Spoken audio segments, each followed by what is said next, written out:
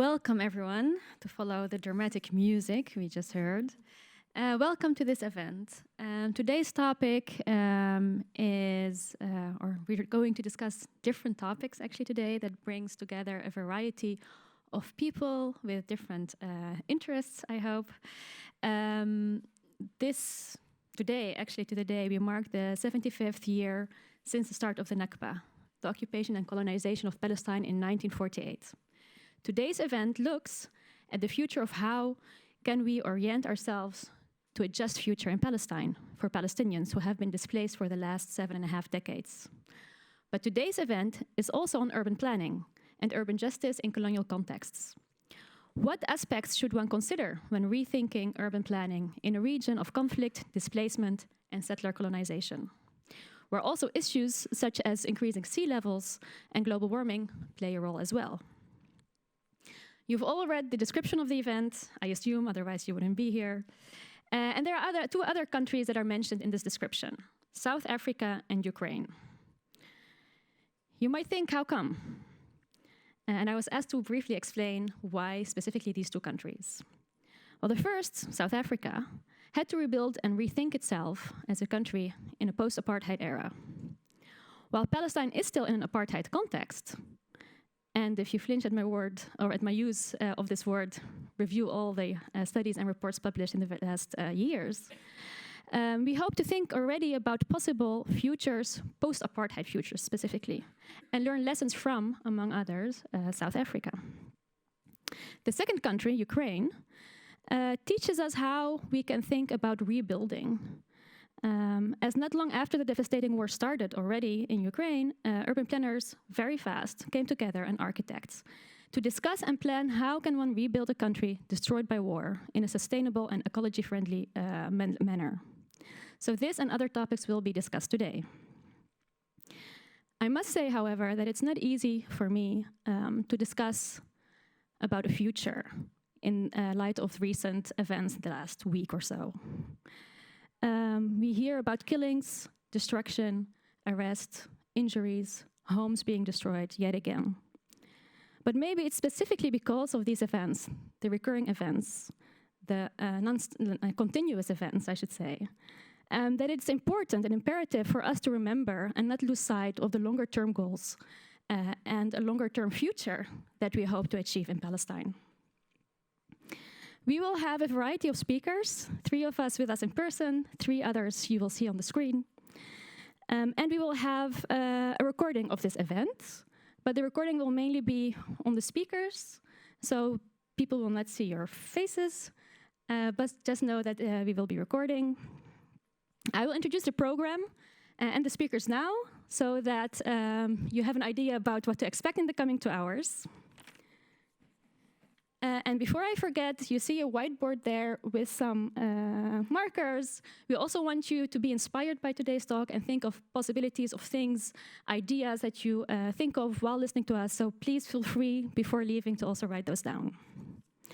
Okay, so what to expect? Well, we already saw a short video by the United Nations explaining Nakba, the displacement of Palestinians. Our first speaker will be Umayya Abu-Hanna, who is a writer and initiator of this event. And she will talk about urban planning in Palestine in 2 different points in history. Our second speaker is Dr. Salman Abu-Sitta, who, when I asked him how I should introduce him, told me, introduce me as a Palestinian refugee who has dedicated his life's work to trying and realize this right of return. He will talk to us about the feasibility of return, and I will interview him. He has done a lot of work. He will try to give you the most important highlights in 15 minutes. Then we have our third speaker, Ramzi Naser, who is a director of the One Democratic State. And he will talk to us about what the one-state solution is. And I will also interview him. Lucky me. Then we will have a video recorded by Orwa Switat, who is an urban planner. And he will talk about restorative urban justice in the context of a colonial setting. Our fifth speaker is Malkit Shoshan, who is also joining us online. She is a designer and director of the Foundation for Achieving Seamless Territory, And she will talk to us about border ecologies and design activism with a focus on Gaza, the Gaza Strip. Last but not least, we have our sixth speaker, Lilet Breddels, who is here with us today. And she is a director of Archis, I don't know, a think tank for architecture and urbanism, and a member of the Urban Coalition for Rebuilding Ukraine. And she will talk to us about imagining and rebuilding futures. And we will end today, the last half an hour, we will have a panel discussion with the three people who are with us today in person, Umayya, Lilet, and Ramzi. And we will have the floor opening up for questions from the audience. So if you have any questions during the talks, keep them in your mind, don't forget them.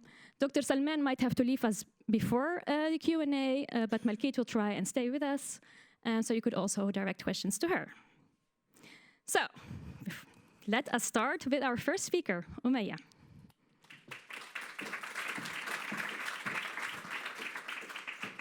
Thank you, Dina. Am I standing in front of? Yeah, I am. What a question. I'll try to maybe stand here. Okay, so I'm going to go through.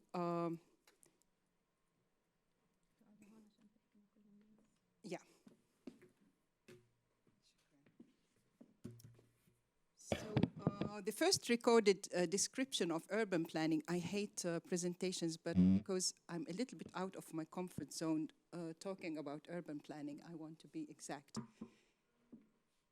The first mention of urban planning was in Gilgamesh. The clicker.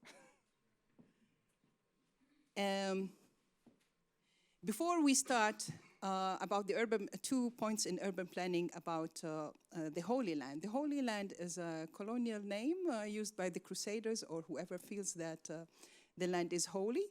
But we're using it in order to point at a certain place. So what are the borders and who are the humans in this land?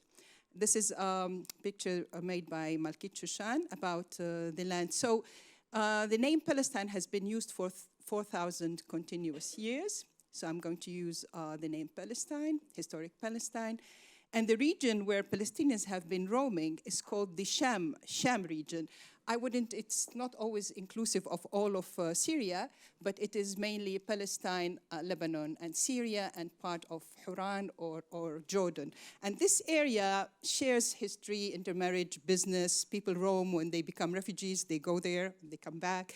They share a dialect, cuisine, humor, music. So that is the geography where Palestinians have been interacting. Since the, I've gone too fast. Since only 75 years, Palestine has been locked and closed for millions of years, or since humans left Africa 150,000 years ago. Never, ever have Palestine been so limited, never. So now when the borders are closed, all that intermarriage, all that business, all that whatever, shared culture is lost. And it's only 75 years. Not only geographically has it been separated, it has also been genetically restricted. The luckiest Palestinians who are not refugees, who still live in historic Palestine, which is now Israel, if they want to marry another Palestinian who doesn't carry Israeli passport, they have to go into exile. They have to leave the land. You cannot marry another Palestinian and live in historic Palestine. So your genetic pools are small. Gaza is under siege. They have to marry among each other. So also genetically, it affects it affects Palestine, which used to be a very open and very diverse society. Now let's go to, because there's a lot of discussion about ethnicity, who is allowed to live where. So let's have a look at the ethnicities in Palestine, or religions. So Jews were the majority in Palestine from the 1st to the 4th century AD. From the 5th to the 11th century, the majority of Palestinians were Christians. Did you notice? Until the 11th century. The Muslims arrived in Palestine in the 7th century. The majority of Palestinians were Christian and were left so under the new Muslim Arab rule. The Crusaders ethnically cleansed large parts of Palestine, especially the shores and biggest cities, sending refugees all over the region. This turned the question of belonging, life and death. It was killers and victims, attacking Christians and Muslims defending the land. In the 12th century, Palestinians en masse, Christians, turned to Muslims. So if you check the demographics, it doesn't change because Muslims arrived in Palestine. Palestinians turned Muslims after the Crusaders arrived in Palestine. Many Jews converted to Christianity early on, and some of them converted to Islam later on. So the people of the land changed religion, language, tradition at different historic times. What connected them was geography. So it's continuously a lived land, but if you want to check the DNA of all Palestinians and all Jews, you might be in for a big surprise. The second interesting anecdote is that there is an academic DNA research, which some Israeli academics are involved in, that went out looking for the DNA of the people living in prehistoric Palestine. Whatever we think about that research, here it is. It's about a Natufian culture that was 15,000 years ago. And it checked with contemporary people like this. That's the Natufian culture 15,000 years ago. It was in this area. Let's see the results. So the results of the DNA of 15,000 year ago culture was 61.2 Arab, which probably is not Saudi Arabia or Moroccan Arab. It's Palestinian Arab. 21.2 Northern African, 10.9 Western Asian, which means the areas near Palestine, which we showed a while ago, were Huran, the rest of the area, and 6.8 Omotic ancestry. It's interesting that this is the only one that is told specifically. It's southern Ethiopia. Now when we know about the geography and demography, we go to the subject of urban planning. We're starting with age Philistia. We are talking about Iron Age from roughly 1200 BC onwards. So migrants settled in the area and mixed with the local Canaanite population. These diverse people were referred to as Philistines, and they gave the name to the land, which has been used this name for 4,000 years. So these Philistines were famous for their pentapolis, which is called the Philistine Pentapolis. It's a grouping of 5 city-states. So every city was a state by itself. And the city-states were Asdod, Ashdod, Asqalan, Ashkelon, Akrun, Ekron, and Gath, later named Tal Safi, and Ghazi, Gaza. For a while, Jaffa was one of the city-states, but they were for 300 years the 5 city-states. So what kind of Philistine urbanism do we see? The cities in Philistia expanded based on zoning plans. The cities had symmetrical buildings on main streets and sometimes extramural settlements, like on the edge of the city outside. The Philistine city was made up of 4 districts. Oh, I'm just showing the... Okay, here we are. Zoning plans. So they had the fortification walls, and outside sometimes a settlement. Then the industrial belt, which went inside the city, but surrounding the walls, and separate from the living quarters and public areas. Then you have the residential areas, public buildings. The spatial divisions and street widths were not rigidly enforced. The Philistine cities were in contrast to the haphazard structure of the surrounding land. The other people were not having such planned or zoning plans. And these Philistines were a bunch of different kinds of migrants. They were not from one place. They mainly came by sea from the west, but they were not one people. So archaeology and DNA tests show us, everything I'm referring to comes from Israeli research.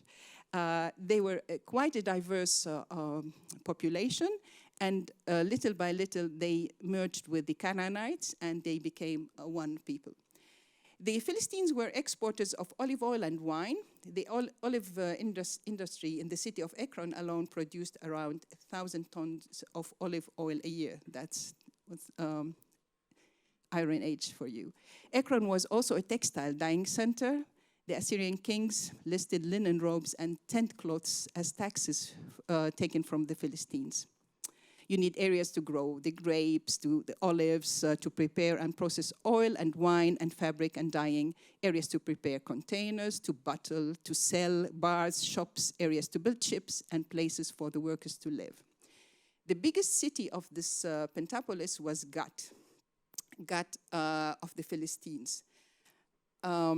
It was already settled by the Canaanites before the Philistines, and when Gat became a Philistine city-state, it was possibly the biggest city in the whole region. The city changed hands and shape. It was continuously inhabited since the 5th millennium BC. In 1948, Gat, a Palestinian village named Tel Safi, was ethnically cleansed and destroyed. The Tel Safis are now refugees, and you can find them, their children and grandchildren, on Facebook, on the Tel Safi Facebook page. Ancient Gat turned into a Facebook meeting point. Now, we come to today. Urban planning today in the Holy Land. If we fly to the moon and look at Israel and Palestine today, what is the master plan? The Israeli law, let me see if I am, no. The Israeli law says the right to exercise national self-determination in the state of Israel is unique to the Jewish only. So the urban plan from 1880, I'll just mention one number. In 1880, there were 14,500 Palestinian Jews in Palestine, among a population of 500,000 Arab Palestinians. But in 1948, when Israel appeared on the map, it demanded demographical purity. And what does demographic purity mean? It means one group replacing the other. And so, for instance, the city of Jaffa, that was the oldest city, the biggest city in Palestine, that was ruled by the Egyptians in the 15th century BC, it was continuously a city, disappeared from the map in 1948. When the focus is ethnicity and not citizenship, what are some of the tools to produce such a master plan? And now we'll see. So this is 1882, the first Zionist colony here, the blue dot, in 1947, in 1966, and today. So you see the Zionist colonization of Palestine, and now you'll see the land. This was Zionist land, Zionist Jewish land. The blue was Palestinian, and now you see the land that is supposedly now Palestinian here. The settlements. This one is 2015, so it's nearly 10 years ago. It has developed more. In addition to building settlements, what tools do you need for a master plan that is replacing one demography by another? So the tools are the use of water, energy, land, access to sea, the allocation of budgets, but you also have a very, okay, I'm not going to go. This we have went through. Am I standing in front of you? Yes, I have. So you can build a wall, and this is only $260 million to maintain the wall every year. It's just where you allocate your money when you have urban planning big plans. And this wall means that this is how you get to school or to your grandmother. You have to go through checkpoints. Here you have the segregated roads for in 2023 we're speaking about demographics. So if you're Jewish, these are the roads that you can use without checkpoints. If you're Palestinian, you have to go through checkpoints. And Israel controls land, air, and sea among Palestinians and Jews everywhere. So, for instance, if you are in Gaza that is besieged, you can't access, you can't fish, you can't have a harbor, you can't fly, you can't leave. 96% of the water in Gaza is poisoned. So when you're trying to have an urban plan for Gaza, this is where you start, how you start, without having water or energy. And because of the blockade, you don't have cement or there's not enough cement or wood that is allowed in. And just to finish this, because now we think it's complicated, Gaza, the West Bank, Israel, it's not complicated. For instance, Gaza, over 85% of the Gazans are not Gazans. They are people from the cities nearby, villages nearby. They're refugees. And I'm finishing here by thinking that we, the privileged here, who have just heard how the Philistines lived as planning the cities and merging different migrants and different locals and us, how can we think outside this, this kind of hierarchy and hope to have better ideas for a better future this evening? Thank you.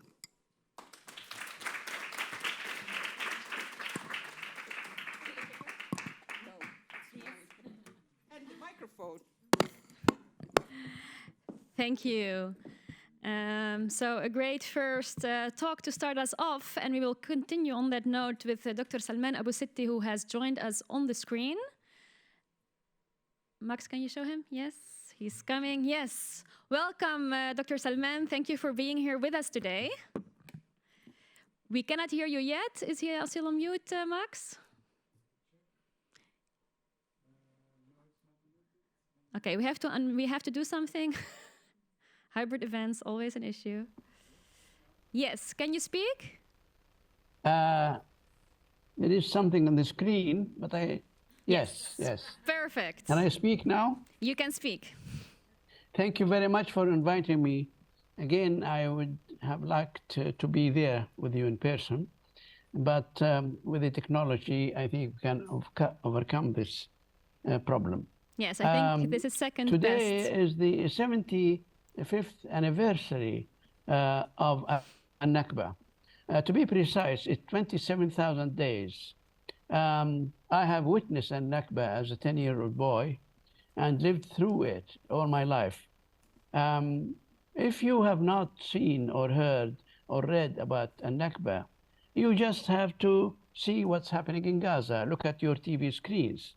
This is the culmination and continuation of the same crime which befell the Palestinian people.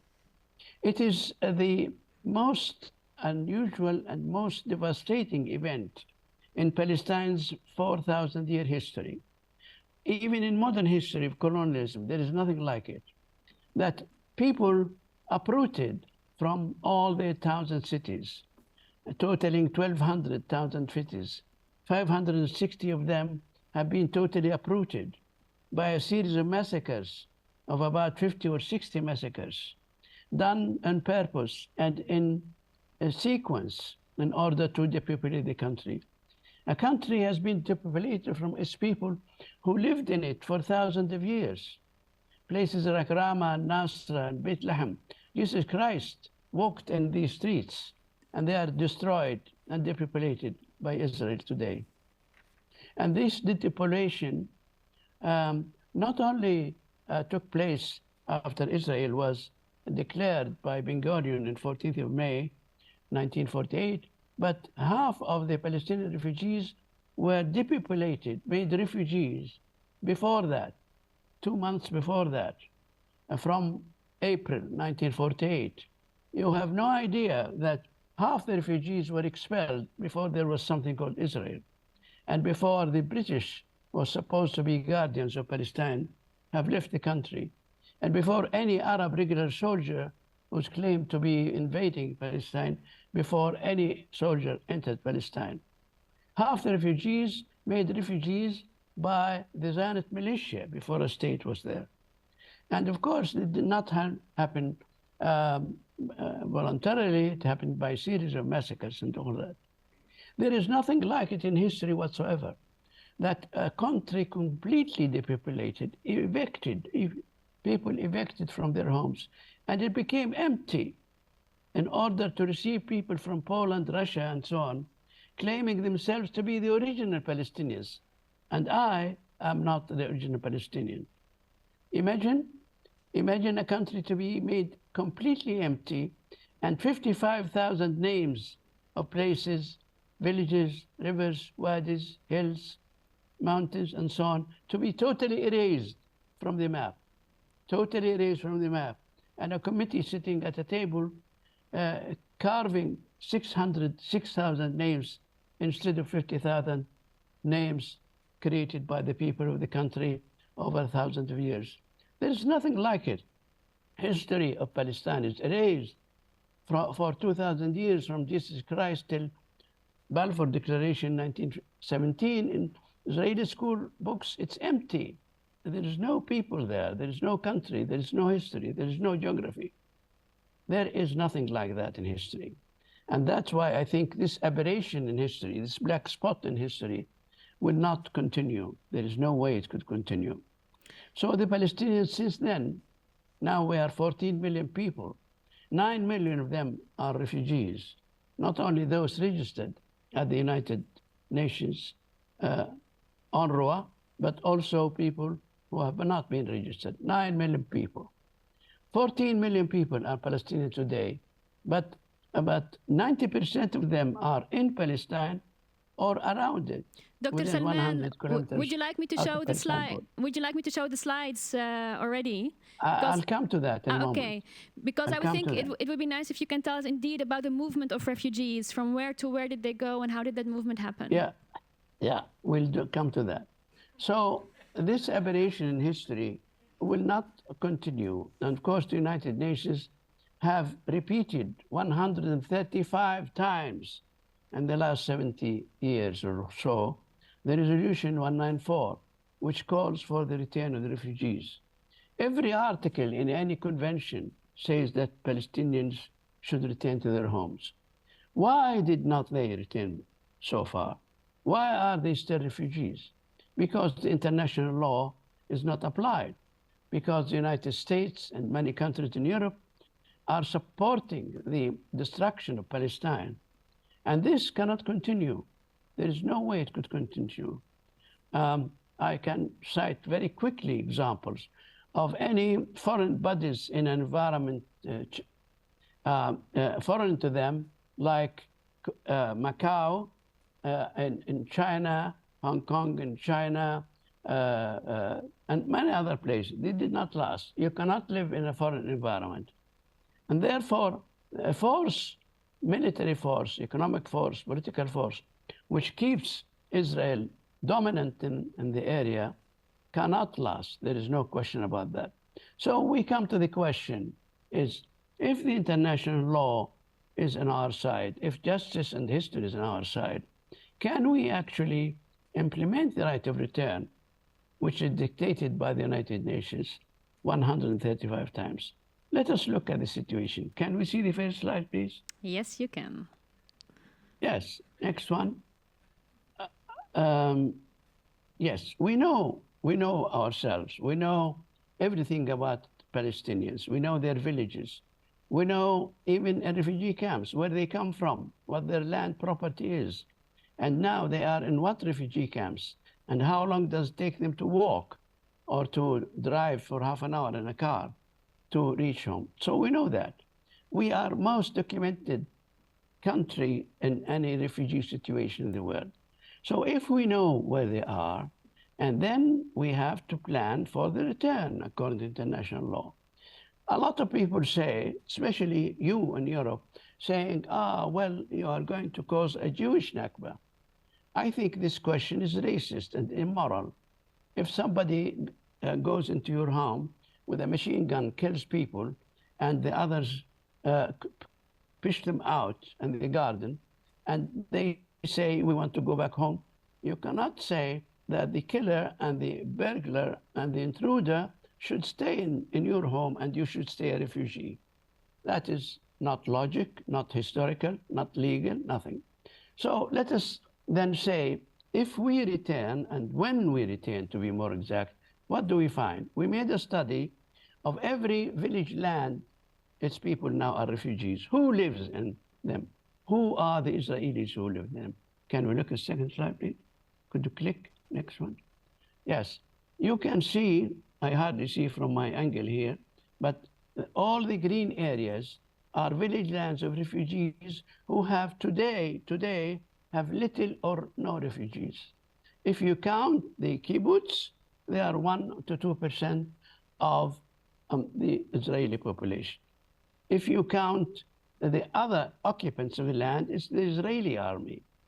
The Jews of Israel live in 12% of Israel. Can we see the next slide? If I can see the next slide. Yeah. Now you have Click. red coming up. Sorry? Now you have red patches in addition to blue ones. Anyway, I can't see from my angle here, but I want to show you how much land is for the cities of Palestine. And I want to show you where the Jews are in the blue area, which is roughly the same area they lived in 1948 under the British mandate. And then if you click one more, you see circles indicating the population of the Jews in Israel, which really shows that it is mostly around Tel Aviv and in West Jerusalem and in Haifa. So these are the locations where the Jews today are.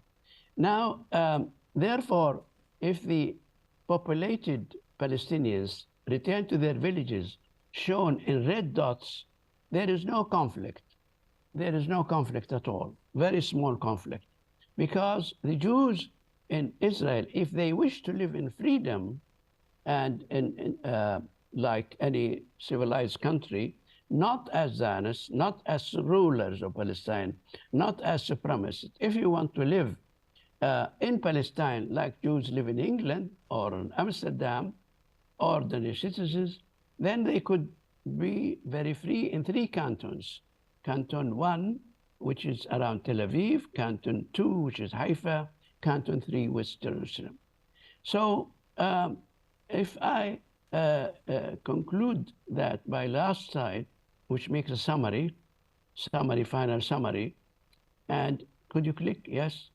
Yes, you see the legend of the map indicates all the areas and what they mean. Legend on the left side top tells you what that means. Now, if we now assume that the return is taking place, how could the return process take place? We have done a lot of work on that.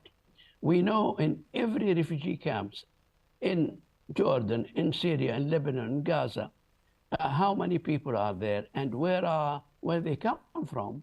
We can actually plan their route, actually which bus to take them, how can they walk back. For example, you mentioned Gaza, Dina, you mentioned Gaza. What is Gaza?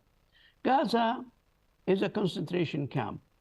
Gaza is a concentration camp, and the people there come from 247 villages in southern Palestine.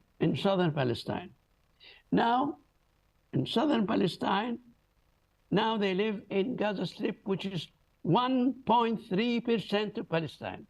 People who lived in 50% of Palestine are now crammed in a huge concentration camp. Its area is 1.3% of Palestine. The density of population in this concentration camp, which is bombed by F-16s every day, is 7,000 persons per square kilometers. If they walk 2-3 kilometers to the east, they go back home walking. They don't need buses or ships. They can go back walking. Whom they will find in their place? They will find settlers at a density of 7 persons per square kilometer. That means 1,000 times less than the density of population in Gaza. But we don't stop from there. We can calculate also the routes to take and the economics and so on. But our young people, the young graduates of architecture, they enter into competition each year. Now it is in the 7th year. We give them selected villages, 10 or 20 each year, and we ask them to rebuild the destroyed villages destroyed by Israel in 1948. We give the population the aerial photos of the old village and maps about the village. And now we are in the 7th year of this competition. We have a British jury who dictates or who rules which design is to be the winner. We have 3 winners each year. So far, we have 270 young Palestinian architects who entered the competition. And they do go to every, make a design of every village. They rebuild it with 10 times the population, with more schools, hospitals, and so on. And it is wonderful how these young people can create Palestinian history and geography. And when they finish their design, the winning design, we show it to the people of that village in the refugee camps. And they say, yes, here was school there, and now this is where our field, and there is well, and so on. And we have no problem creating a very practical plan for the return by numbers, by houses, by even economics. By the way, the cost of building all the destroyed villages, which is about 1.5 to 2 million dwelling units, is cheaper than the money paid by the United States every year to Israel to make it an aggressive country. So law on our side, history on our side, geography on our side, economics and all other facts are on our side. What remains is the brutal force must be removed. And that is the job of every human being who has any spirit of justice. Thank you.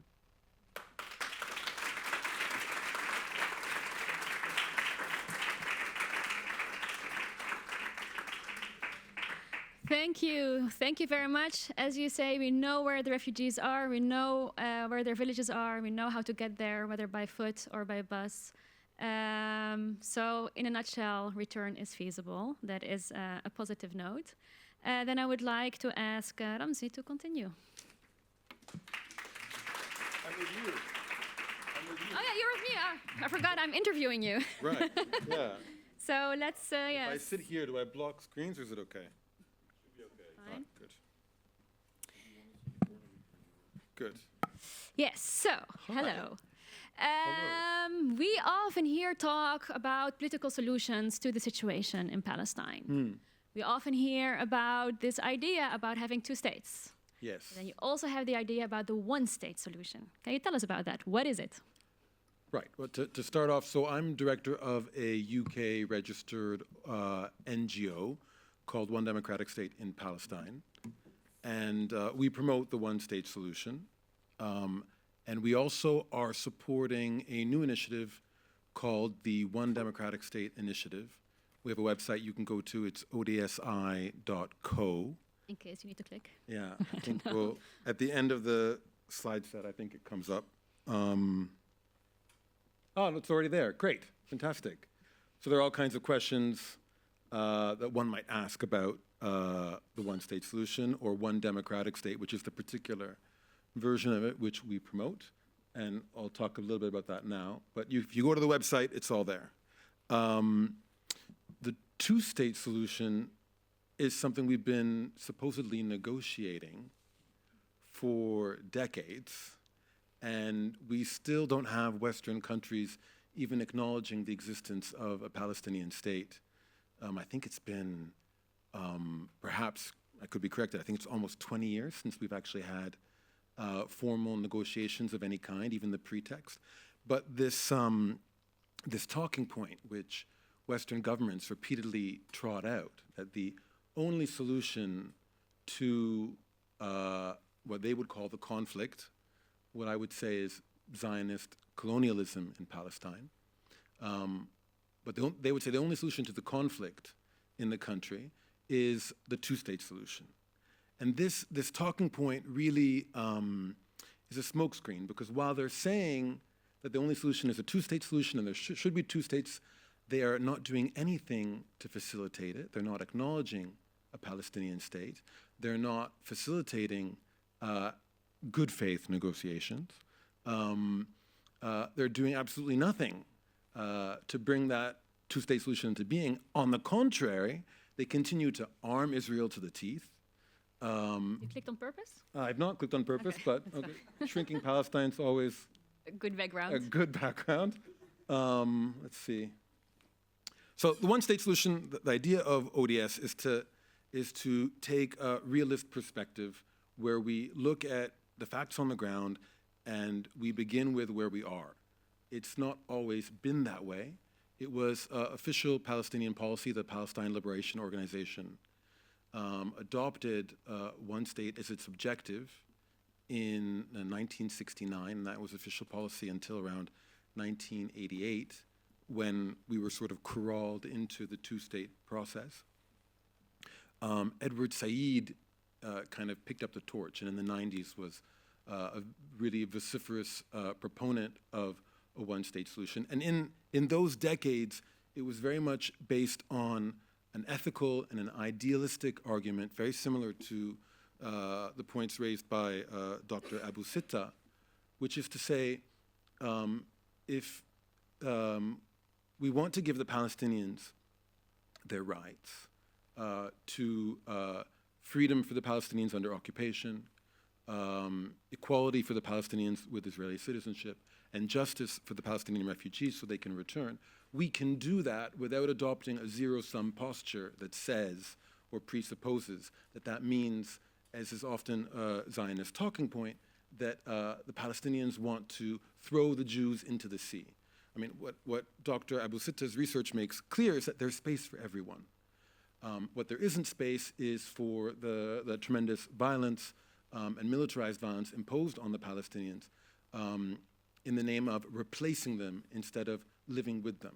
So the idea of a one-state solution of ODS is to imagine a future where the Jewish inhabitants of the land cease to seek to be masters of the land and masters of the current inhabitants, cease to seek to expel the current inhabitants and replace them, and rather, instead of being colonists, just become immigrants. And Dr. Abu-Sitta's research makes entirely clear that is possible. Now, we're living in a moment where the one-state solution is really being discussed a lot more. Why do you think that is? Because it's inevitable. Because it's inevitable. Precisely because the two-state solution is a smokescreen. It's just a matter of, even Hillary Clinton herself, 20 years ago, said the current situation is unsustainable. But she also said, as a good promoter of empire, that there's no reason why it can't be sustained for 20 more years. Okay. Well, even by Hillary Clinton's own clock, the sustainability of the current status quo situation is running out. It's inevitable because there is no other way to share this land. Well, that's my next question. Why is there no other way? Why is this the solution? I mean, not only is it the most ethical and just solution, in that to give Palestinians their rights does in no way require, throwing Jewish Israelis into the sea. Not only is it more ethical, but it is the only solution because there's no other way. You have millions of Jewish Israelis who have now for 1, 2, 3 generations, 4 generations been living there and been born there. We don't have statistics on it, but you could say, if not a majority, then at least a very large plurality of them do not have second passports. It's not like Algeria, where the colonists can just pack up and go back to the metropole. If not the majority, an overwhelming plurality of them have nowhere else to go to. So you can't throw them into we have to come to some kind of accommodation and creating some sort of dividing line is not only unjust to the Palestinians, it's also completely impractical because there will be this constant push for ethnic purity on either side of the line. And you now have 800,000 Jewish settlers living in the West Bank.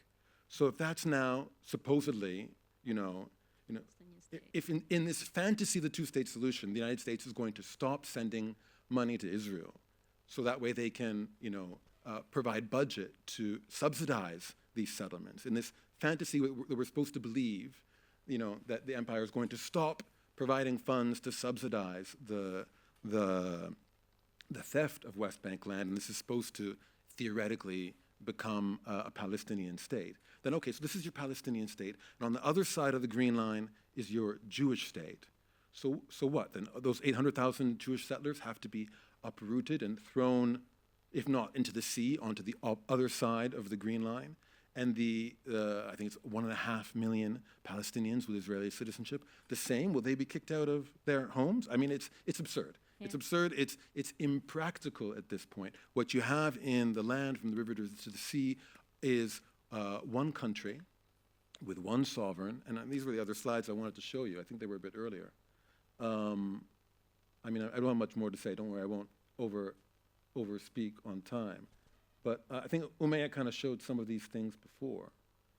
You know, the Israeli government controls the borders, so you can't import, export, leave. You pay a head tax if you dare to enter the territory from Jordan instead of from Ben Gurion Airport in Tel Aviv.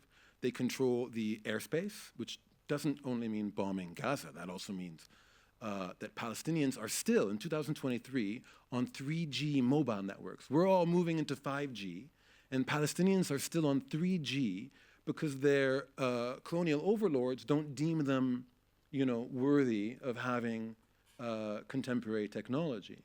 Now, there are many conclusions one can draw from all of this, from the checkpoints, from the apartheid roads, but the point that I'm trying to make here is that there is one sovereign. There's one. Israel controls the birth and death registry in the West Bank and in the Gaza Strip. You cannot be born or die without Israel's permission. And they want us to believe that this is a future Palestinian state and they're in some sort of good faith process. No, there is one sovereign. There's one in Max Weber, the famous German sociologist. He said the state is the organization that has a monopoly on violence. There's one state that has a monopoly of violence in the totality of this territory, and that is the Israeli state. What is missing are equal rights. So the idea of one democratic state is to begin with where we are, accept reality, accept there will not be a Palestinian state, accept that there are people with all kinds of religious, ethical, philosophical ideas and backgrounds living in this space, and to begin from there and say we can share the land and all live together. And some things are not zero sum. I mean, if I go to the beach in Jaffa, I do not deny the possibility for someone else to also go to the same beach. In fact, once a year, Israel provides permission for Palestinians in the West Bank to go to the beach in Jaffa, and nothing bad happens. You know, the sky doesn't fall. The Jewish Israeli citizens of Israel aren't deprived of any fundamental rights. They can also, and often do, go to the exact same beach on the exact same day. So the land can be shared. So the one-state solution is now entering this phase because of its inevitability, that it's just a question of time when this machine ends, that the people who are stuck in this land will be forced to find a way to live together, and that means sharing the single country that is there. We're seeing a shift now from an idealistic tone to, in Foreign Affairs, very prestigious American journal. I mean, these are the great and the good of American foreign policy. Recently published 4 very senior American academics making the same argument that we're not promoting the one-state solution now because we believe in kumbaya and peace, because there is one state there, and there is no two-state process, and there will never be 2 states. So what we need to do now is talk about what kind of a state we have. And the single state we have now is an apartheid state. B'Tselem, the Israeli human rights organization, was the first to describe. They were not the first, but the first that the world listened to. The first listened to, thank you. I think it was just 2 years ago, shortly followed by Human Rights Watch. Now Amnesty, not so many months ago, came out with their big report saying, what we have in the country is a single apartheid state. So it is apartheid. So now we have one state, it's an apartheid state, and the question is, how do we move from an apartheid state to a post-apartheid democracy? And our organization, our initiative, odsi.co, is about setting a mark about where we want to be, where we want to go, and saying that that state needs to be democratic, a state for all its citizens, secular, i.e. A state for all its citizens, regardless of their religious, ethnic, or other confessional association. And that is our vision, that is our goal, and that's what we're pushing for. Nice. So I actually wanted to say that, right, we were used to this idea of the two-state solution was promoted as the realistic one, and the one state as this idealistic, the utopia kind of idea. But there is a shift in there, and I think it also makes sense because we've seen historical examples of the idea of the two-state solution being a totally messed up solution. If you look at like India and Pakistan, for example, or like history taught us that you cannot just, bring people together and throw them outside of the other border to create a nation state that is for one specific group. So I thought it was interesting to see that finally we caught up to also historical lessons and saying, no, look at, it is realistic. It is not only like this nice idea that we have. And you already talked about your organization, how you want to do it. Can you give more specific ideas on what we need to do or what needs to be done also to bring maybe the Israelis, because I had an interview with an anti-Zionist Israeli Jew who told me, as a Jewish Israeli person will never give up their privilege as long as they don't see the need to. They will not give up their entitlements. And it's not only specific to Israeli Jews, I think it's in general. They will only do that when the cons are more than the pros. So is there anything on that regard that we can do? I think that's something maybe we can pick up a little bit more in the panel after. That's a tough question. I mean, that's something that we're working on. There are anti-Zionist Israeli Jews. They're extremely small in number. They're growing. We seek to work with them. To be continued. Yes. Yes, thank you very much. Okay, you're...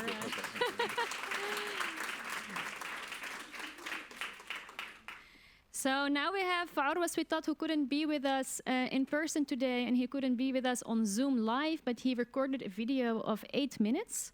He has a lot of experience and a lot of interesting things to say. So let's listen to him. He is from Haifa, which was one of the, clusters that we saw also on Dr. Abu-Sitta's maps. And he has worked a lot in Haifa, but also in other towns in historic Palestine. Okay, so to Orwa. Hello, everyone. I'm honored to be with you today. In my short talk, I would like to highlight the concept of urban restorative justice. I'd like to start with a personal story, actually. I was born and raised in Haifa, in its historical neighborhoods. However, I'm not originally from Haifa. My father was born in Jiddin, a Palestinian displaced village situated on beautiful mountains with sea view up in the north of the country in the Galilee. The village was destroyed. All the village was erased, and the vast majority of my family became refugees. My father ended up in Haifa after a long journey of displacement and refuge. But actually he used to go every week to his land just to sit there and envision what would happen if he or we can return. Actually, that weekly visit was his actual return. This journey, with its pain of loss, but with its strong steadfastness to the land, is what shaped me. By growing up in downtown Haifa, in the historical area of Haifa, I saw every day how hundreds of historical buildings of our heritage, our roots, our city are blocked, destroyed since the Nakba in 1948. I saw the remains of the Nakba, the remains of the destruction of our city every single day being vanishing and disappearing by real estate projects. In every building, in every stone, I saw the story of an entire people. I saw the displacement of an entire people. But I also saw hope because I understood I wasn't alone in this feeling and dilemma, but many, many other Palestinian youth in Haifa, a majority of coming from displaced families and villages, we all have shared the same drive and strong will to act. Therefore, we organized ourselves and we decided to take action and to struggle for the preservation of our indigenous spaces in the city. We entered as a group to an historical building blocked since 1948, and we squatted it and cleaned it and revived it again to regenerate our lives in it again, to turn it into our home and center of activities as a Palestinian youth movement. This action was 20 years ago, and it taught me the principles of doing restorative justice actually on the ground in the city. Because what I claim that the return is not a dream, it's not a utopia or an orientalistic fantasy. Return can't be disconnected from our daily lives. It can't be a disconnected idea or topic for academic discussions only. It should be articulated on the ground. No doubt that the act by itself of imagining the return legitimizes the historical, national, and spatial fabric of the ones who would and should return. But also, it is about doing justice on the ground by preserving the historical heritage and empowering steadfastness de facto in our homeland, and by dismantling the embedded and internalized conceptions of inferiority and disconnect from our history and our homeland. Therefore, spatial planning and urban planning as an ethical judgment towards the urban space, planning the return, is an opportunity to set a new statement towards the geography of decolonizing the future, including reclaim our lands and our city, and mainly its historical neighborhoods. While in the same time demanding the recognition of an open bleeding wound and the recognition of the remains of the built environment that was confiscated, destroyed, and now being distorted. Therefore, realizing the return on the ground, in my point of view, refers to the interrelationship between spaces, socio-political actions and strategies, and planning processes and products. It's about where we live, where we work, and where we produce our culture. And it's about how we can realize our return de facto. But it also includes political actions and struggles where we protest, where we squat, where we march, where we demand a struggle. Thus, spatial practices of return embody a close association between everyday routine and urban realities, the roots and networks that link places of housing, work, private lives, culture, and leisure to political concepts of recognition and restorative justice. Space of return is about happening, doing, being, becoming. It's about practice of a struggle, of a conflict, of a contestation and contradiction with the hegemonic discourses that make the real and the unjust and the just impossible only in our minds. Yet on the ground, in the space itself, there we have the power to change and reclaim our position. To conclude, When we talk about restorative justice, it is totally different from distributive justice, right? We are not demanding a piece of the cake, but we are demanding a compensation of our hunger that we suffered for decades. We are demanding to return to what was taken from us by force and by ethnic cleansing. Therefore, we can't wait. We can't wait. We can't wait for political solutions, with large-scale solutions to fulfill our return. We must realize it now. It's about the story of now. It's not only about the story of yesterday and tomorrow. It's about our responsibility today, now, how to change the reality now, especially the urban reality. 2 days ago, we marched hundreds of Palestinians, mainly youth, new generations, in Wadi Salib, one of the destroyed, displaced neighborhoods in Haifa, the same neighborhood that we squatted in one of its buildings 20 years ago.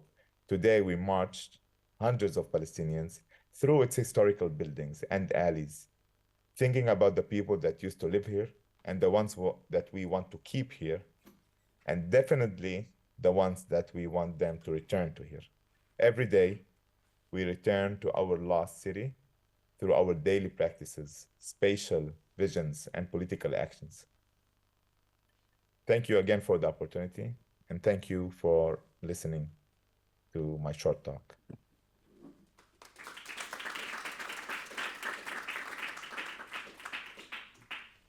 Well, unfortunately, he is not with us live, so we cannot ask him questions about his incredible work that he's been doing in Haifa and other cities. But we can always look him up online and stalk him there. So I'm sure he is findable. Then our fifth speaker of today, I would like to give the floor to Malkit Shoshan. Go ahead.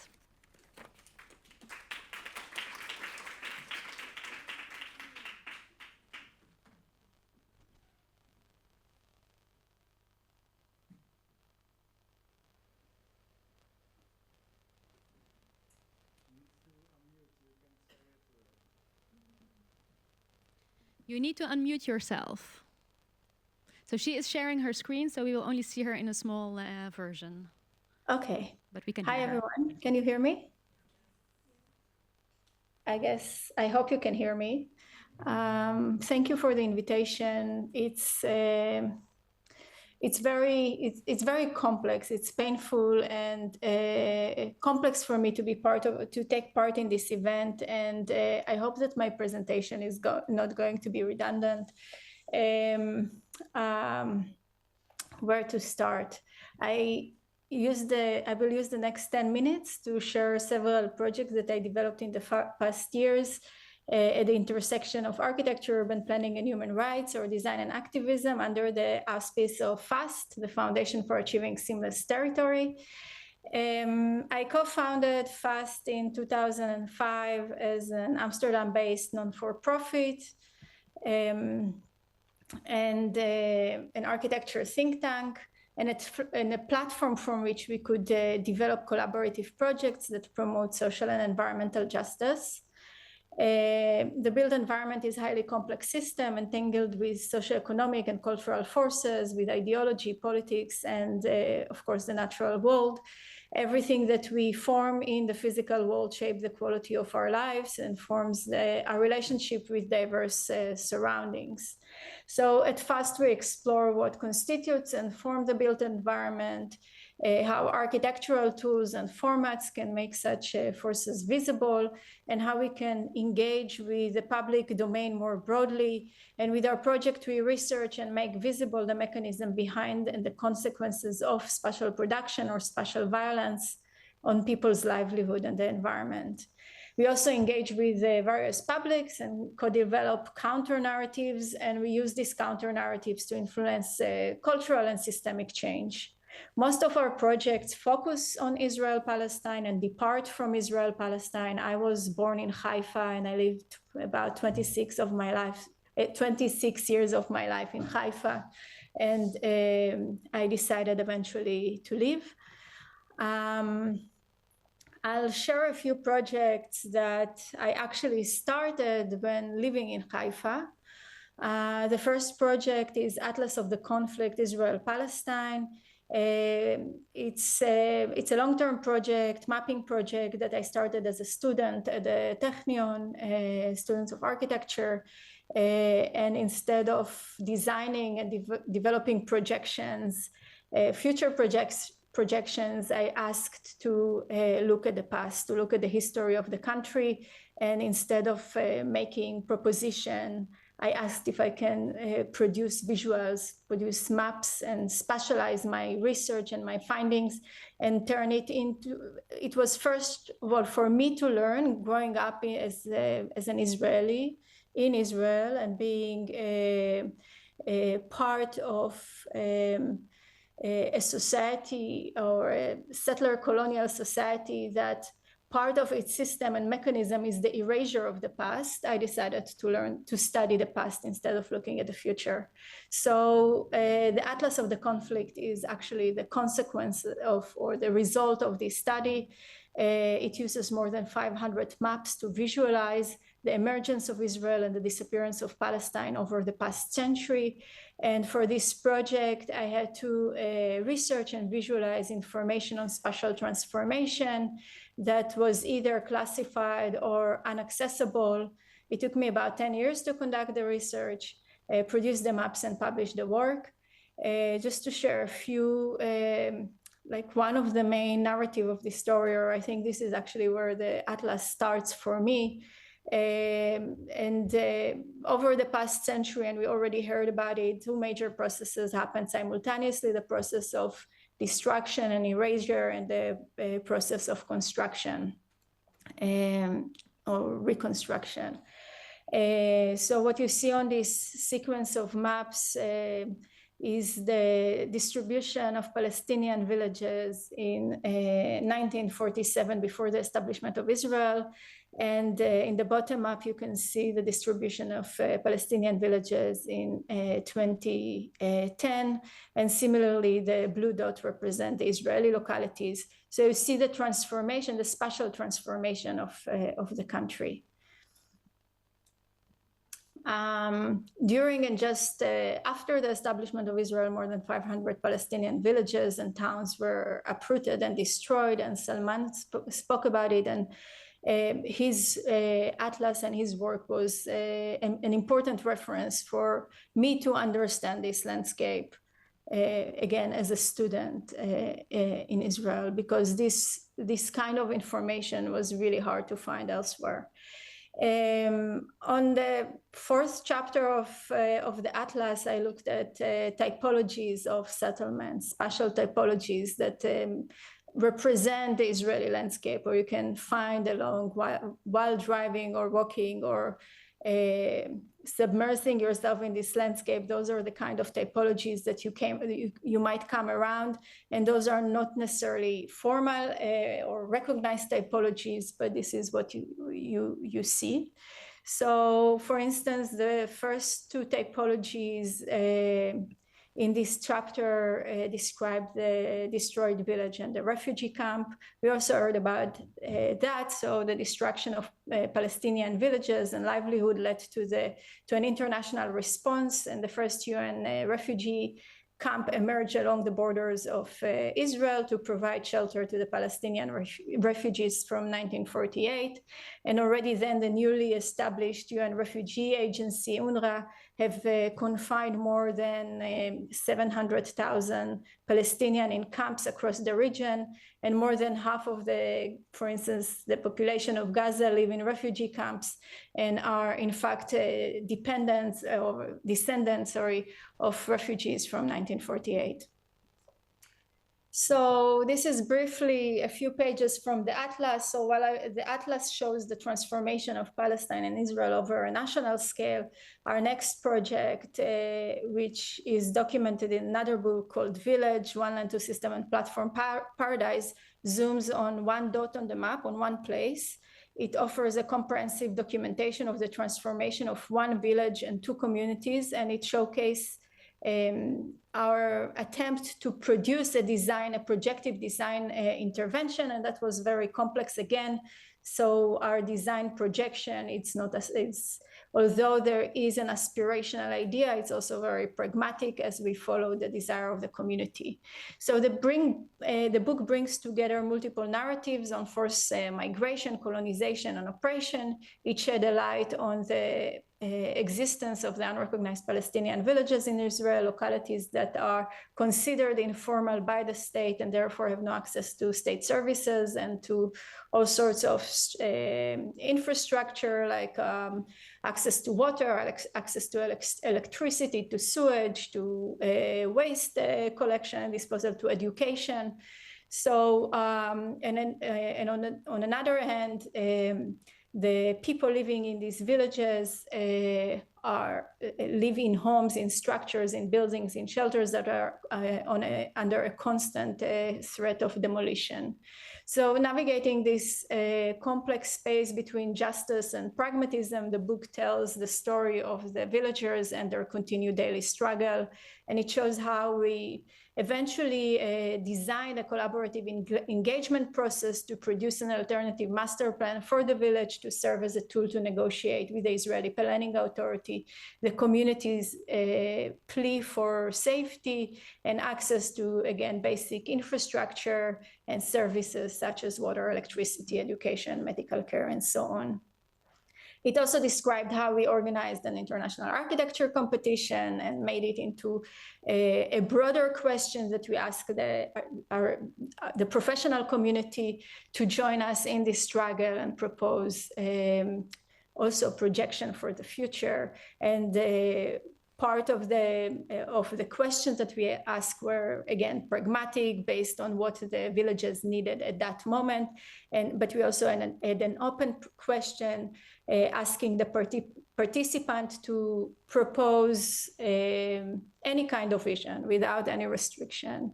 So that process was interesting, and we managed to produce this eventually the master plan, but we also used art installation, and we worked in the village with the villagers to kind of create a different imagination of space. We used artwork to bring elements of the master plan and the idea of the villagers about the future of the space to life in collaboration with artists from all over the world. And you can see in these images some of the projects that have been produced in the unrecognized village. I don't know if I mentioned its name. It was the village of En Khud, just south to Haifa, that I came to know very intimately during the time that I lived in Haifa, and I developed a relationship with the community, and it was a project that emerged out of this relationship. So those are the images. I have another project that I won't enter, I just skip it, and I move to another project that I would like to share. It's a project that is still going on. I use my agency my agency in this living and working within an international community or outside of Israel and my access to also advocate for what is going on in Gaza. So many of our projects are focusing on Gaza, attempting to almost break the siege, at least release and pull out some stories and help the Gazan community tell the stories of their livelihood. So, for instance, a couple of years ago, I was invited to participate in the Venice Biennale. And the question for my participation was open-ended, and after having an overview of the curatorial approach and the participant, I decided to focus my contribution on Gaza and produce a new work and engage with the local community in Gaza to share certain stories coming from the Strip. And we decided, to share matters of concern with the public by using the Biennale as an effective stage for public outreach and activism. it was, I will just go to the story, sorry.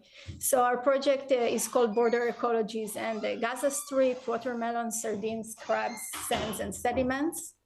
It is an advocacy project that we undertook in collaboration with a small community of Gazan farmers living along one of the most militarized and violent borders in the world. The exhibition explores the emergence of unexpected spaces in response to stress and war at the Israeli-Palestinian border, which for nearly a century fluctuation in the shape and form of the border have affected both human and natural ecologies, leading to the formation of spaces of exception, environments that at times seems paradoxically more resilient and sustainable than others. To show all of this information, the project focused on the transformation of the Kudai family farm. And at the Biennale, we shared stories of daily life on the farm. And we Malkit, collected I'm sorry to interrupt. I'll give you 1 more minute to finish your talk. Yeah, sure. That's perfect. So these are images of stories we collected. We looked at food production. We looked at all kinds of system of survival and solidarity network within the farm. And we are still working on this project and to see how we can help the community to reconstruct some of the infrastructures that have been destroyed during the war. And just like one final note, and it's a little bit on a meta level, but I think it might be interesting for the conversation, the upcoming conversation, the following conversation, is that Gaza exposed, for me, or the way I see it in my engagement with Gaza, it exposes the flaws of the international institutions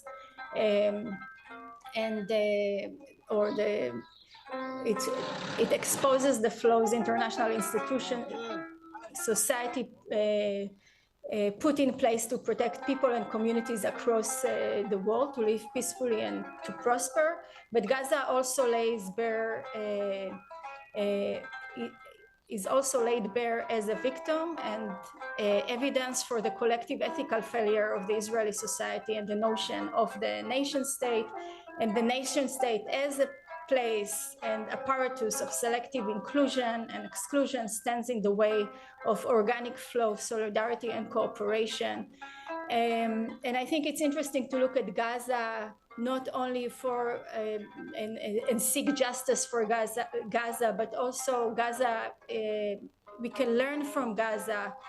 Perhaps about the future ahead of us. I mean, if you look at the climate emergency and climate migration, between 80 to 1 billion people are going to be on the move. And we need to really reimagine together new forms of governance and new forms of, let's say, habitation that will allow to engage. Let me see. Engage with this kind of complexity and with the future challenges we are going to face as society. And I hope it's. Yeah, I think I will end here. Thank you.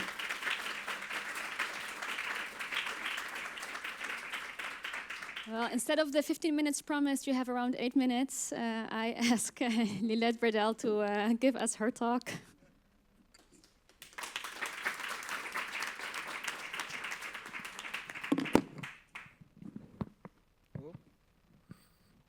I ruined already your equipment. Okay. Hello? Yeah, I also realized that everybody's probably pretty tired by now.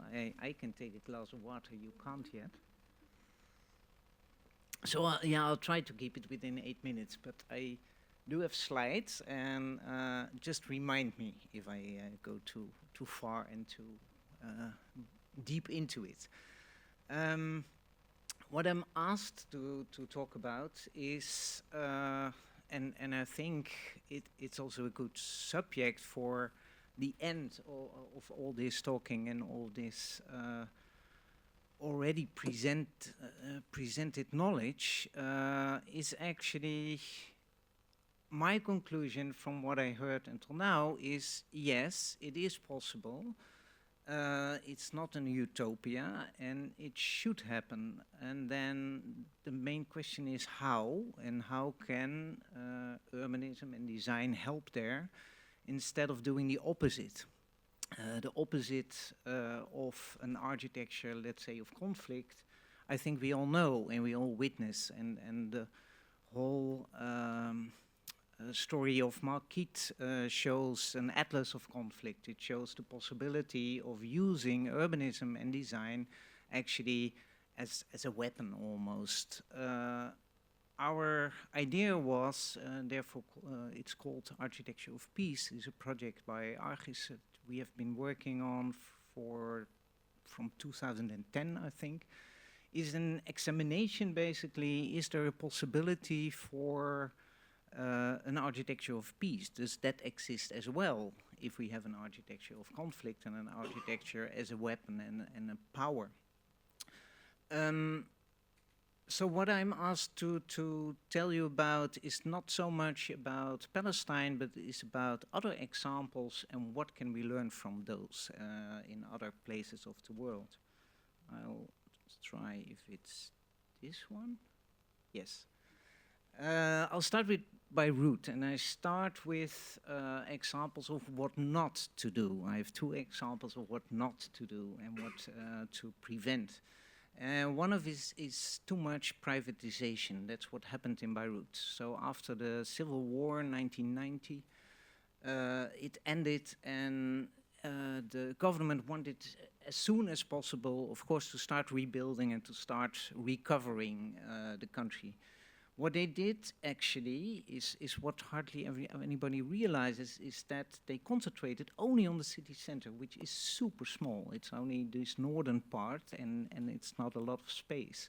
They concentrated there by installing a company called Solidaire, private company.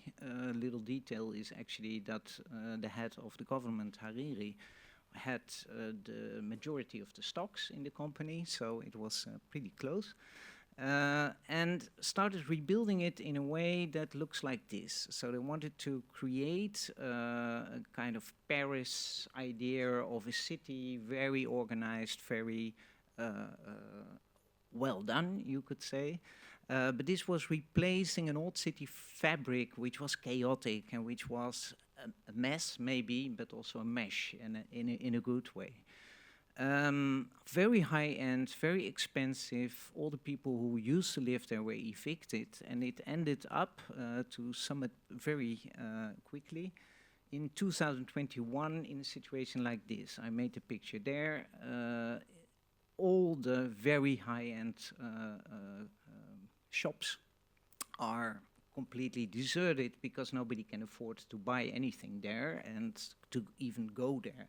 So it's deserted, it's empty, it's a failure, you could say, a huge failure.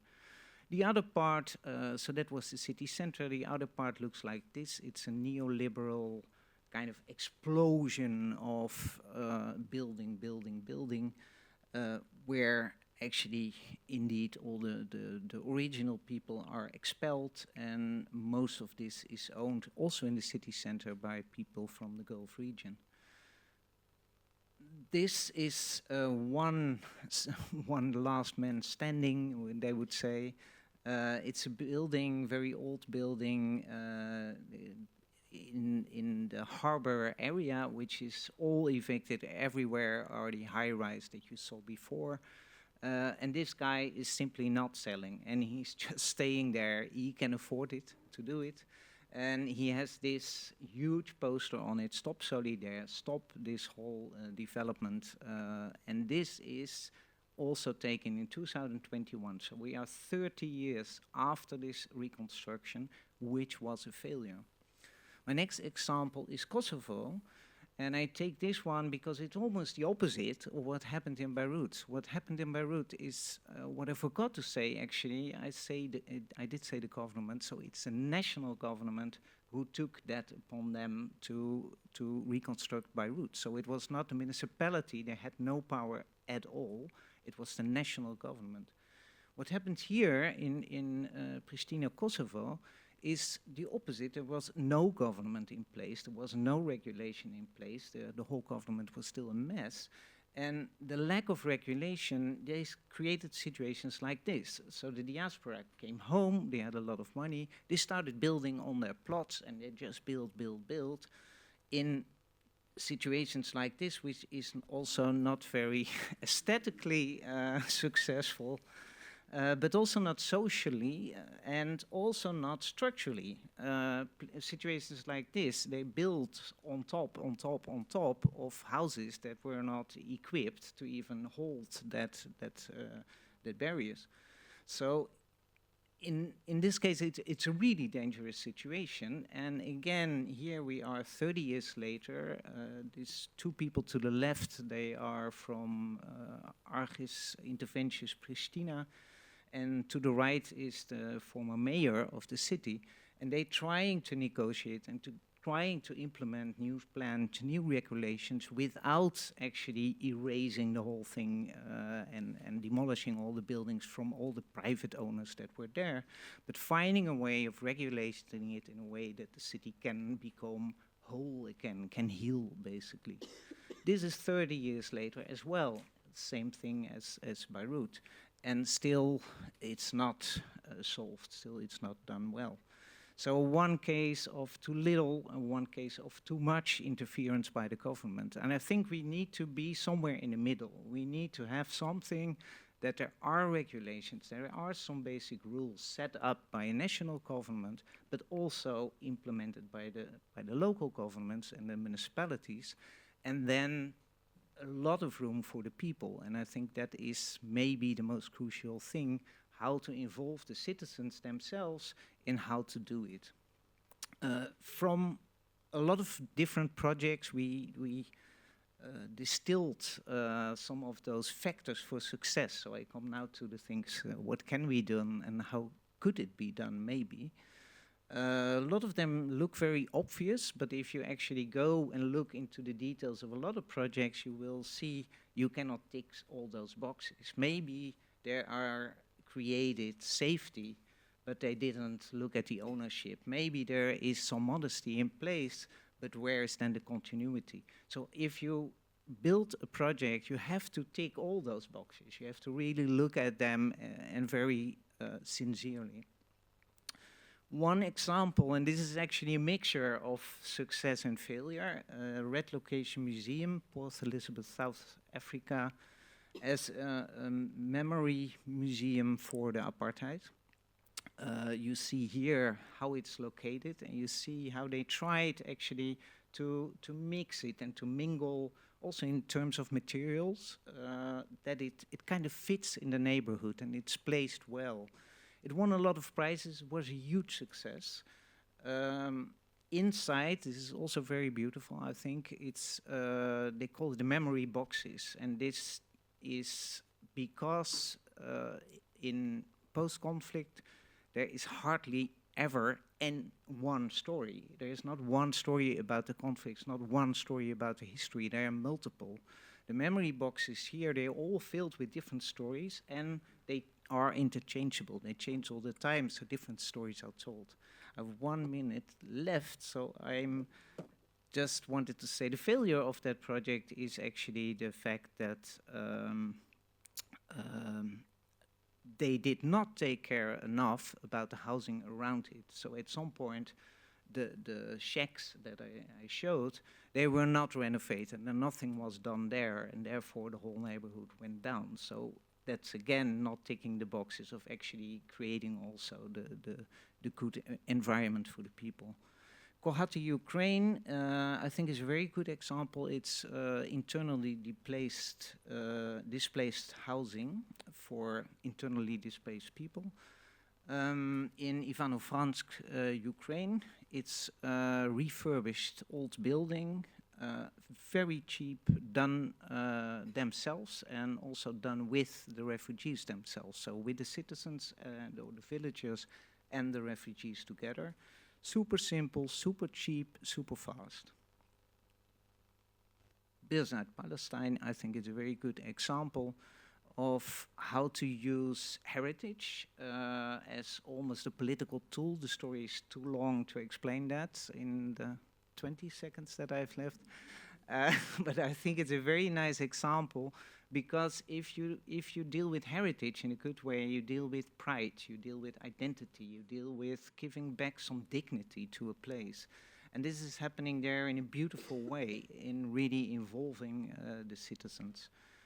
I think that's the last one, so I'm done.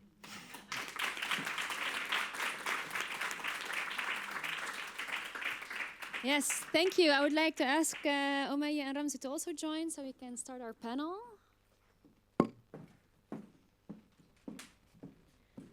So it's very nice to see also some pictures of restoration. That was very nice visual material as well. You're a good crowd who sat through a lot. Well, some people Very are escaping. We Yes. close this architecture. So as I said in the beginning, we'll have a panel and a Q&A possibility. We'll also have Malkit still joining us. Let me just recap what we heard today for myself and for you, I think. Right, we started with Umayya, who I think in a way you told us to be inspired by the Philistines in 10 BC and to see how they did urban planning and how hybrid and how diverse it was and how we can reach that again. And then we went to Dr. Salman Abu-Sitta's talk, who told us, well, actually, if with the return of the refugees, opening up the borders, allowing people to walk back to their homeland, we can see that kind of movement happening again. And which can happen in the framework that Ramzi proposed to us, right? This one state idea that would include all of the residents and would also include the right of return. Article 194 of the convention, as also Dr. Salman Abu-Sitta said. I think it was very interesting from Orwa Switat to talk to us about restorative urban justice and how it was also a movement towards justice, achieving justice in the cities by occupying or squatting old buildings. But also for him, how it was a personal story. So I like the personal aspect as well. To then go to Malkit Shoshan's contribution about design activism as well. So how you can employ a designer's view on restoring, on achieving justice. To only finish with the last contribution, which shows us what to do and what not to do for urban planners. So if there are urban planners around here, designers, architects, I think it's very interesting. So I'd be really interested in hearing your questions as well.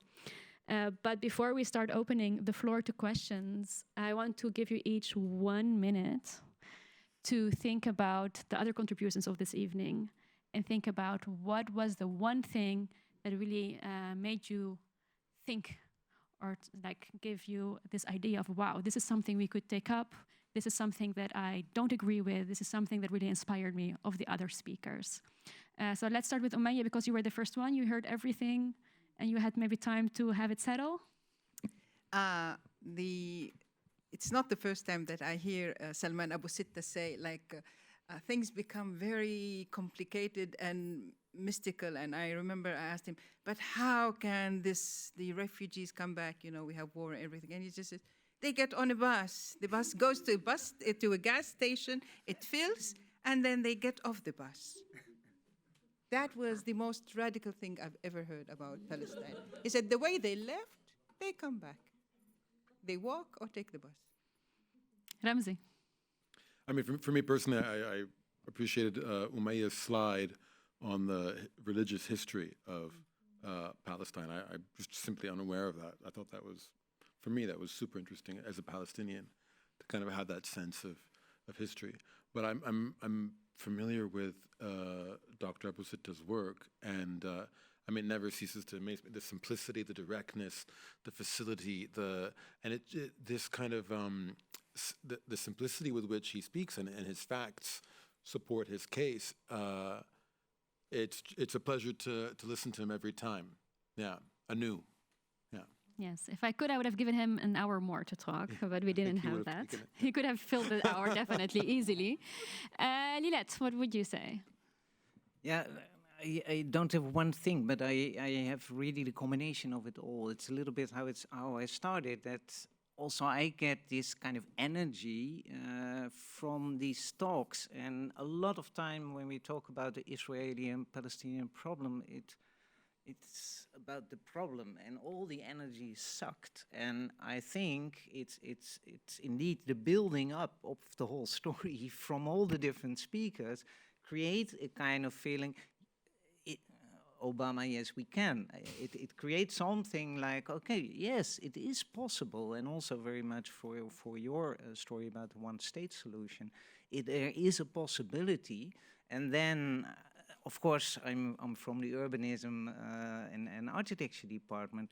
Yes, we can do it, but better start preparing now. I mean, that is what was kind of the line of, so let's do it. And Sita is already doing it. Yeah, I mean, he's already giving the commissions to, but let's make more commissions. Let's make many more of those plans and ideas and really create it. Let's start designing it, because it needs to be there when we are on that bus, because we need to live somewhere, not we, you.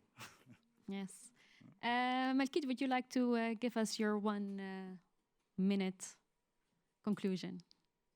And we need to be unmuted. Can Sorry. You yeah. I didn't follow everything. I really like the story, though, about sharing the beach, and everybody can go to the beach. And I think one of the reasons that I like it is that I would really like to see if we can help shaping a new narrative, is that we are all there already. And it's so easy to share. And just like how we can develop a new visions for a shared space rather than a fragmented and, you know, like walled space. If we remove the walls, we are all there already. Yeah, I would like to see more of these visions, more of these stories. We are sharing the beach, we are sharing the restaurant, we share the neighborhood, we live together in the same city, and kind of bypass some of the, you know, like it's easy to say, but really try to figure out or engage with positive narratives and give this, like, remove, like Lilet said, this heavy energy around the Israeli-Palestinian conflict, and try to find the advantage points of what it means to live together in a space. Yeah. I should say that's not my point. That's Gideon Levy. He writes about it every year that the permits are given and they go. He uses his column to write in Haaretz to write about it. So in fairness, it's not.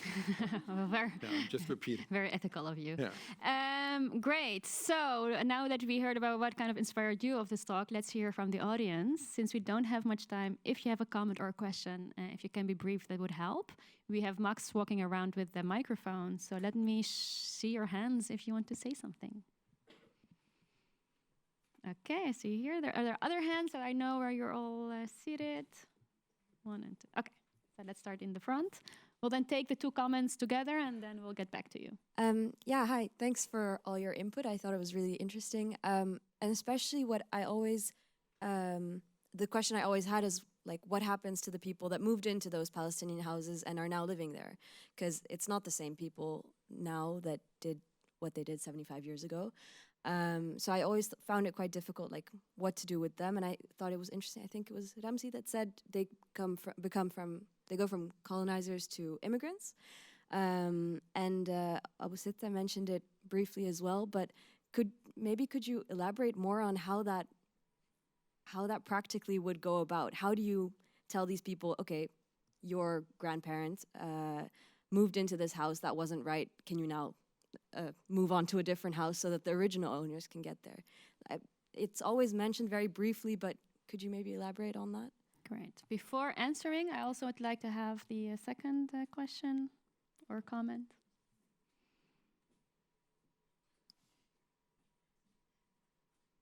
Ja, dankjewel. It's not so much a question as a comment.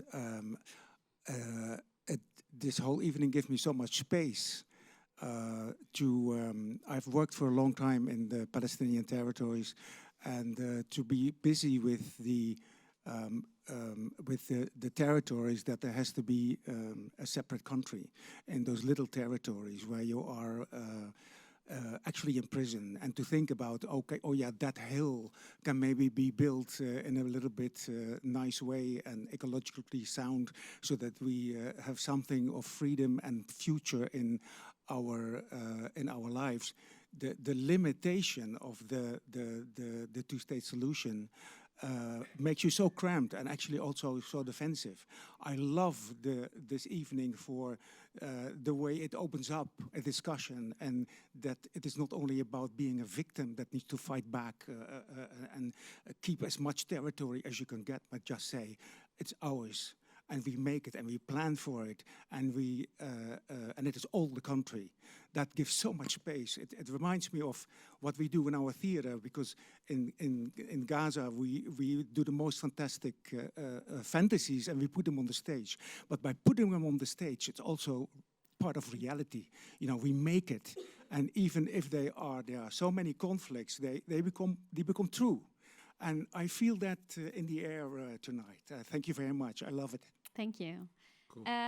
We'll answer this and we'll get back. So first, I think the first question, maybe Ramzi, you can start with what to do with the homeowners right now.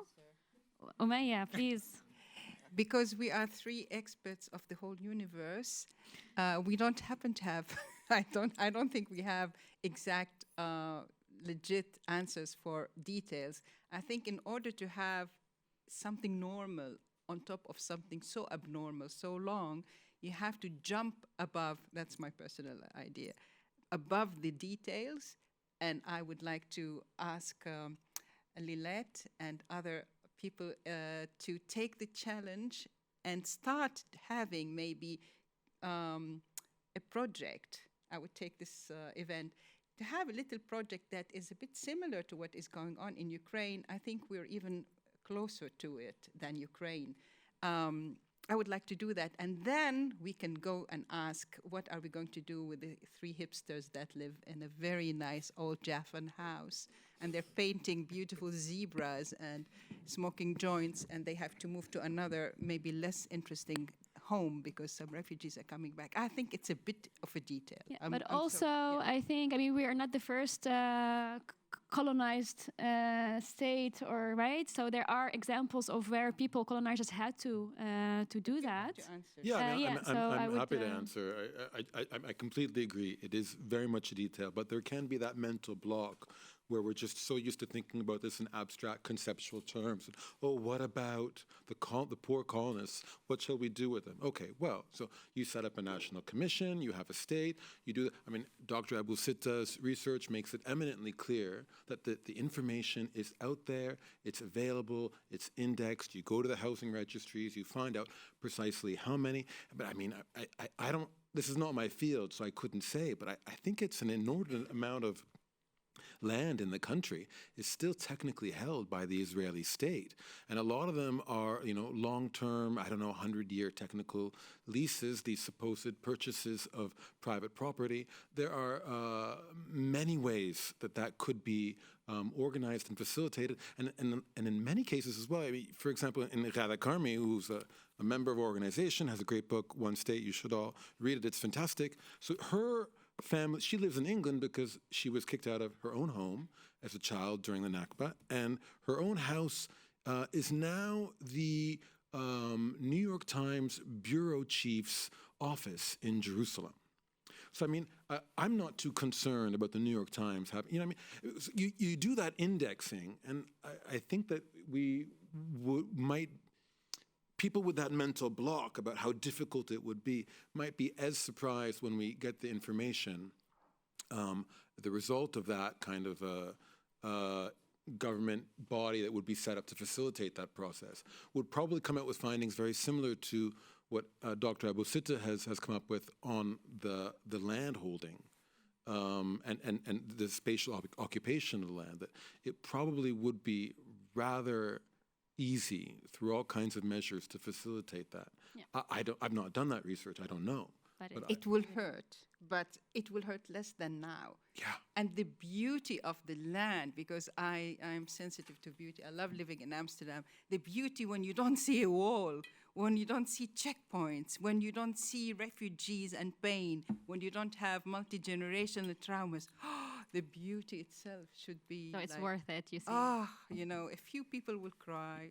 Anyone wants to comment on the liberative aspect of this evening? Like about how this is liberative?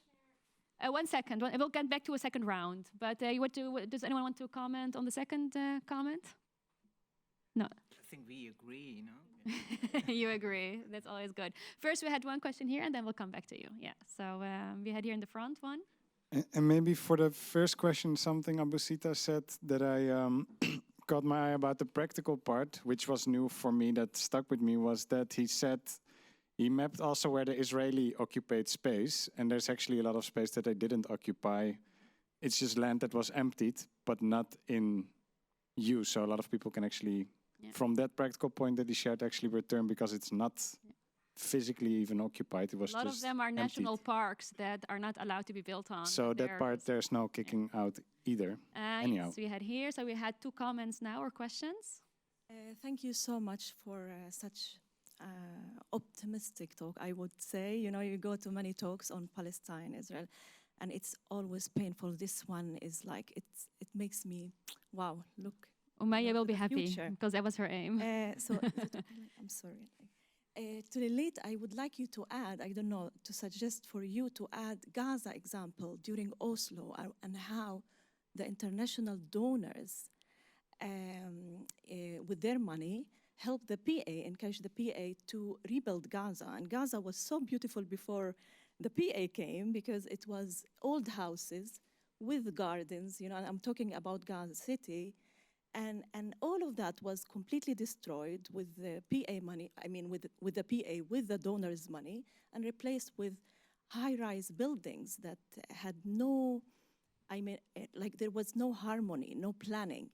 So it was, of course, headed by Nabil Shaat, the planning minister. And I think it's nice to, because it's a lesson to be learned for donors. You know, when something has happened, Oslo years were years of hope, but we all agree, Ramzi, it has failed completely.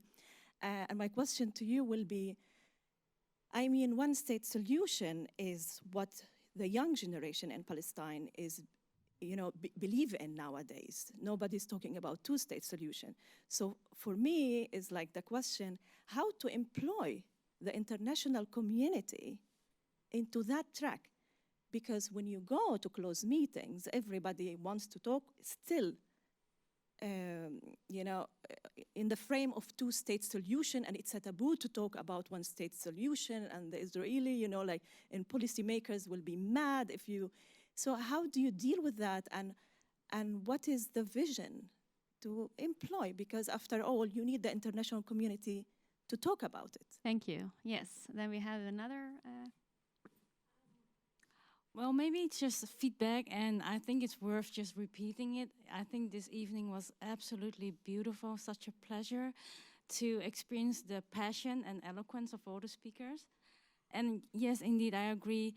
The framing of this conflict is always so biased and heavy, and to actually experience this wonderful energy is really a pleasure. And maybe this is also helping to create more than a small community who is aware, and really letting people experience actually this dialogue in this such energy. So I just want to say more and more to come, because this is really exciting. Well, Umayya, you have work waiting for you. Thank you. I have work.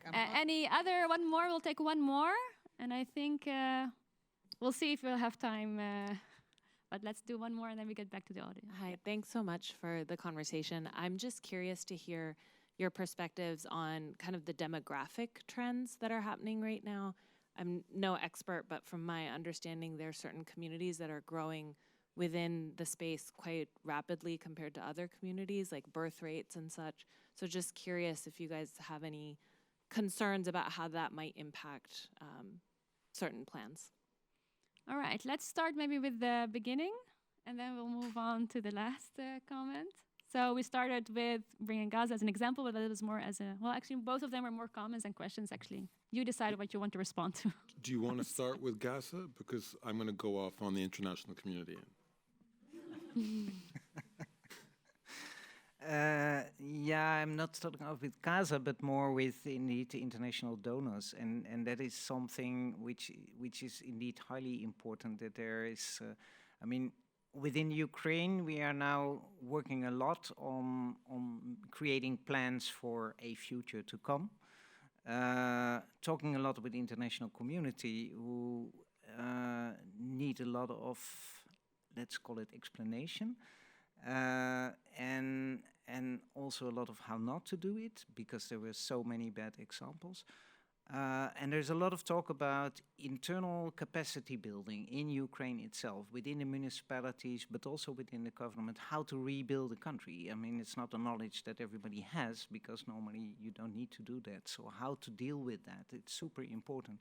But the capacity building courses, let's say, for the international community are just as necessary, indeed, because there's a lot of international donors coming in basically with their own expertise and with their own knowledge and with their own. So it's so super important that it comes from within the country and the knowledge comes from the country and not from these internationals who think like, okay, we need to do it like this, boom, because it never works.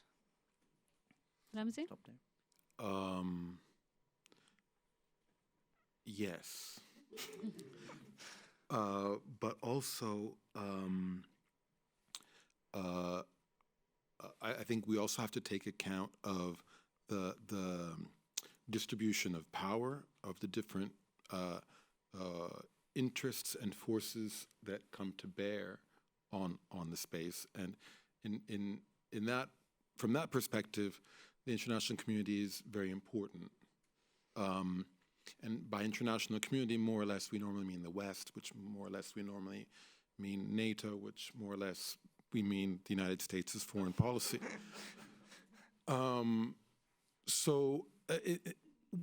They don't want to change because they have their interests with the status quo. And I think that's why all the people who are paid by institutions which are part of that infrastructure have that taboo and mind block, that cognitive dissonance. If you speak to them individually on the logic, they will agree with you. And then when you say, okay, and therefore we can do this, there'll just be a blankness in their eyes. They won't make the connection because they can't, because they're paid by people who don't want them to make the connection. But there comes a point when you can't really, there's this concept of the Overton window, which is the idea of what is permissible in public discourse. So the idea is to slowly open up the Overton window on Palestine to include these kinds of ideas. Also, Noam Chomsky also has manufacturing consent. So I mean, we're getting to the point now where the institutional propaganda machine, which reproduces the justifiability, I don't know what the word is, the self-justifiability of these ideas is slowly, steadily losing its capacity in face of the facts to reproduce this discourse. And so there's this steady chipping away. Foreign Affairs has published an article by 4 major academics grudgingly accepting that, that we have a single state and that a one democratic state future is the only way to go. Foreign Affairs, this is the mouthpiece. In the United States, this is the mouthpiece of the Council on Foreign Relations, which is, this is hugely institutional. New York Times published Peter Beinart, a very influential American Jewish thinker, on how you cannot have democracy in a Jewish state. That was just a few weeks ago. There's just been there's just a constant chipping away, and it's getting to the point where it's infiltrating their own journals and media that would normally be reproducing justifications for a two-state discourse. Ramzi, I want to Sorry, stop you I'm going here. on. No, Pardon it's me. perfect. We don't have much time. Anyone wants to say anything about demography? Demography. In 1 minute? The settlers not, then and the ultra-Orthodox are reproducing based on a ideological and motivation at an extremely fast rate. And for better or worse, some way or somehow, one will have to find a way to live with them. And they will have to find a way to live with us. Yes. I was just going to say, who cares about demography on either side? Who cares? Only those who want to maintain a majority of a specific ethnic race care about demography. it's So like- the question is, and do we still need to care about it when it's gone? If democracy is forced, or if not democracy, if humanity and citizenship becomes the most important thing, more than your ethnicity, which whatever that means, or religion, whatever that means, because they are not scientific facts. I would say, let's have a DNA test for everybody in that land, and let's see. So who cares about demography? Citizenship should be number one. No, I want to give the last minute to give here one more question. One question with 30 seconds to answer, and that's it. So I'm sorry for those who still have questions. You're welcome to, here in the front. Because you already raised your hands before, so I don't want to skip you. Thanks a lot. It was really interesting. And for me, I find it really interesting that we have this one-state solution. And when we're thinking about this coming alive, for me was the question, they lived so long in this mindset, in this fight with each other. How can also design approaches, urban city, facilitate also a shift of mindset, communication between people to actually make it possible to live in peace instead of I think like housing is one thing, but the mentality of the people is another building block. So what are maybe examples or ideas to facilitate that? Can I maybe give first the floor to Malkit if you want to say anything about that? If you want, you don't have to. I think I will just go back to what I've said before. I totally agree that we need to, there are different processes that need to take place at the same time.